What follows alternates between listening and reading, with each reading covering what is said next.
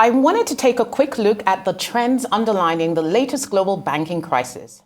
Since the turn of the 21st century, there have been a total of 14 banking crises around the world, with the 2007 to 2008 financial crisis being the most prolific of those. What did most of these crises have in common? Well, you guessed it, rescue packages. In the US alone, that bailout was about $500 billion actually in 2008.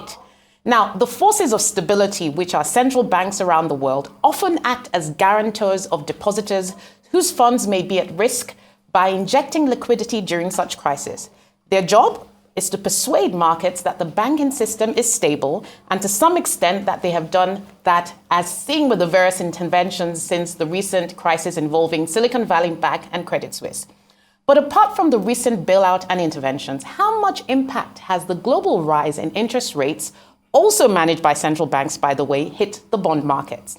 Now, let's take a look at some basic stats in the bond markets. The size and value of the global bond market is $128 trillion. The average maturity of the global bond market is about 12.5 years because a lot of high-grade government bonds are bought by pension and insurance companies, the real money accounts. They need to hold longer duration bonds to meet their future liabilities. Since banks abandoned quantitative easing and moved to tightening, the average rate rise in global markets around the world has been about 2.5%, which means the price today of global bonds markets has fallen by about $28 trillion. That's a large amount of money that has notionally been lost. Because bond yields have risen, the underlying value of the underlying bond a typical bank holds has also fallen.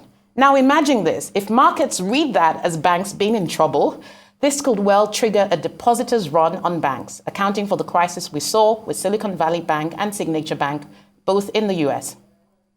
The moral of the story here is watch the direction of interest rates, as they will be important as a driver of the health and stability of the financial system, at least for the rest of 2023.